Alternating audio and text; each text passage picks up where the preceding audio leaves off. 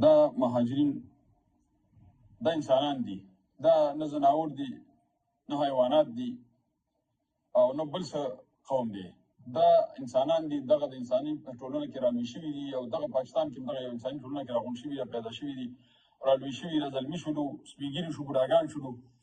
دا خلک چې راغلل د افغانستان نه، نو داسې غیر قانوني نه و راغلي، وبخښئ داسې قانوني نه و راغلي، همدغسې په دې سرحد باندې راپورې وتل او دلته دا دغه شو.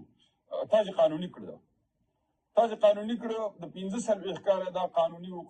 تاسې پاکستان حکومت په 1951 کنوینشن چې دی په هغې دستخط نه دی کړی، نو چې دستخط دې نه دی کړی، دا 50 کاله دی خلک وساتل، 50 دی وساتلی شروع په باوجود د دې چې تا دستخط هم نه دی کړی، نو بیا دې په یو شپه کې واخیستل، دا ټول غیر قانوني کړل.